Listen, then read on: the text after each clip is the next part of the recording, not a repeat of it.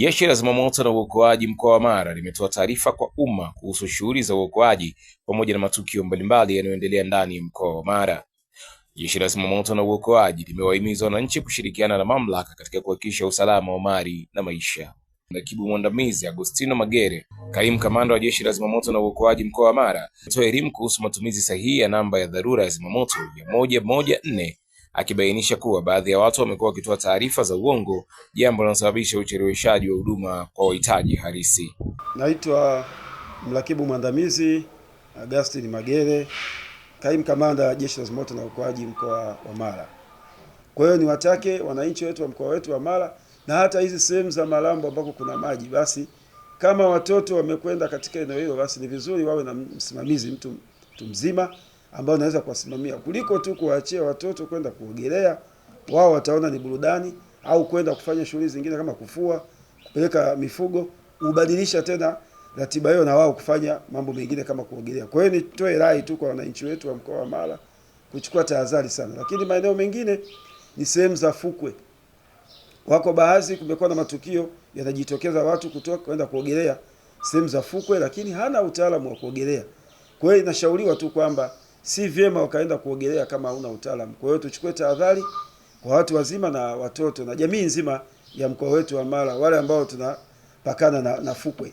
Lakini kwa kipindi pia hiki cha mvua kinavyoendelea kunyesha, mvua za mpito, ni vizuri sasa huko majumbani kuweka tahadhari, na hata saa nyingine maeneo yetu yale kuzibua mitaro, kwa sababu maji yanafuata mkondo. Kwa hiyo kama mmeziba mitaro, basi maji yale yanaweza kusababisha kwenda katika nyumba nyingine na kuweza kusababisha watu kuzama au kupoteza maisha au kupata mafuriko. Kwa hiyo ni vizuri tukaweka pia miundombinu yetu katika maeneo yetu ya makazi, hasa kwa kipindi hiki cha mvua.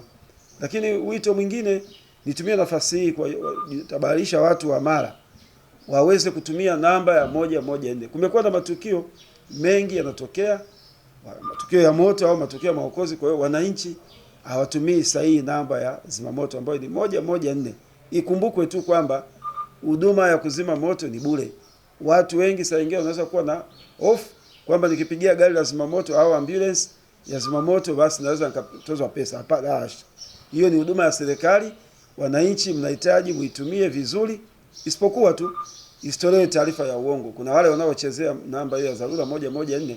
Hilo ni kosa kisheria, na ukibainika basi sheria itachukua mkondo wake. Usitumie simu ya zimamoto kwa kuchezea wakati wengine kuna tukio, kwa hiyo wanyima watu wengine haki ya msingi ya kuweza kupata huduma ya zimamoto.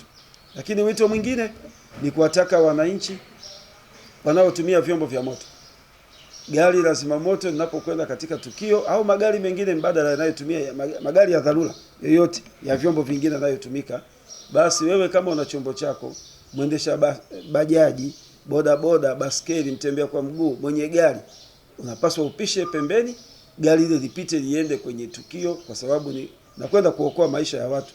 Unapoisababishia ajali, basi wewe utakuwa hatiani, kwa sababu utakuwa umezuia gari hilo kutoweza kufanya kazi yake ya msingi. Lakini wito mwingine ni wakumbushe wananchi, yako dhana kuna hivi visima vya kuchotea maji, naita fire hydrant, ziko mtaani. Sasa jamii, baadhi ya watu wachache wanatoa ile mifuniko ya miundombinu hiyo kuuza kama vyuma chakavu.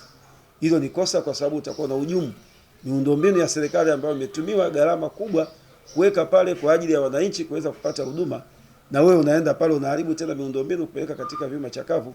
Hiyo ni kosa, na kama watu ukibainika, basi sheria itachukua mkondo wake. Lakini pia utoaji sahihi wa taarifa ya moto. Unapopiga simu Jeshi la Zimamoto na Uokoaji kwa kutumia namba 114, unapaswa kujitambulisha jina lako, uelezee aina ya tukio na tukio hilo liko mtaa gani na ni karibu na eneo gani. Kwa mfano kuna kiashiria ni shule au msikiti au soko fulani, basi utaelezea ili zimamoto waweze kufika kwa haraka na kwa wakati. Lakini eneo lingine ni uzibaji wa vichochoro. Mitaa yetu, barabara hizo, ukiingia mtaani kule, mtu amejenga nyumba, ameziba njia ambayo kwamba ni rahisi gari la zimamoto au gari lingine tu la wagonjwa na magari mengine mbadala yanaweza kupita. Kwa hiyo niwatake na kuwakumbusha tu kwamba ni vizuri tukaacha kuziba vichochoro, kwa sababu huduma ya zimamoto gari linapokuja kwa huduma nyingine linashindwa kupita kwa wakati. Kwa hiyo inabidi sasa, kama moto huko mtaa wa kwanza na inabidi gari lipaki mtaa wa 3. Kwa hiyo kutakuwa na distance kubwa kwamba ufanisi wa kazi hautakuwa ni mzuri. Kwa hiyo niwatake wananchi kulitimiza hili. Lakini eneo lingine ni watu wanaohifadhi mafuta ya petroli ndani. Kumekuwepo na uuzaji wa mafuta kiolela. Swala la uuzaji wa mafuta kiolela, mafuta ya petroli kiolela hauruhusiwi. Utaratibu wa uuzaji wa mafuta huko katika vituo vya kuuzia mafuta, na ubebaji wa mafuta pia kuchanganya na abiria pia hairuhusiwi.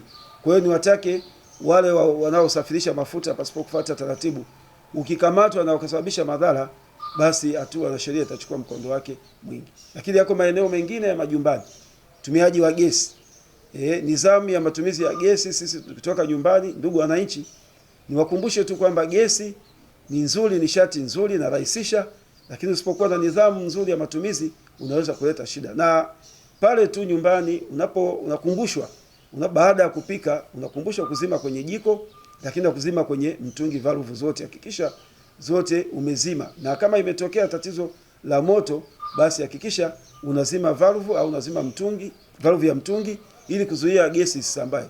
Na in case kumetokea, inashauriwa uchukue zulia au blanketi uchove kwenye maji, unafunika katika sehemu hiyo ya gesi au mtungi wako, basi unaweza kucontrol kwa haraka zaidi. Ikumbukwe tu pia matumizi yasiyo sahihi katika uwekaji wa mishumaa ndani ya nyumba yetu umeme unapokatika. Kwa hiyo nalo iangaliwe sana, sababu kumekuwa na madhara mengi ya tumia mishumaa umeme unapokatika, na mishumaa ile inakuja kusababisha madhara makubwa. Yako maeneo mengine wakati wa baridi au wakati wa mvua kuweka jiko la mkaa ndani ya nyumba. Hiyo ni hatari, na unafunga milango na madirisha.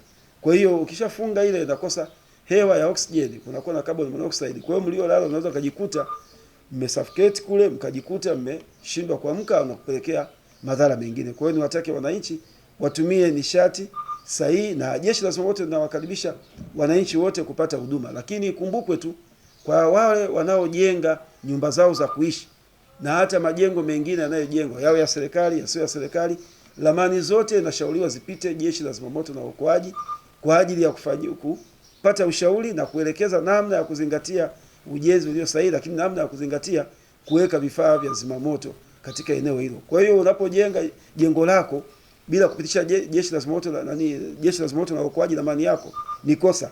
Kwa hiyo tunawataka wananchi pasipo shuruti mje mlete ramani zenu, kama mmechora ramani kwa ajili ya ujenzi wa vitu mbalimbali, ramani zipite Jeshi la Zimamoto na Uokoaji tuweze kushauri na kutafasiri, lakini tuweze kuelekeza jengo likiisha basi namna gani ya kuweka vifaa vya kinga kwa ajili ya kuzima moto. Hii ni Yegowasu TV, sauti ya jamii. Endelea kutufuatilia katika kurasa zetu zote za mitandao ya kijamii, iwe ni Facebook, Instagram, Twitter, na X pamoja na TikTok.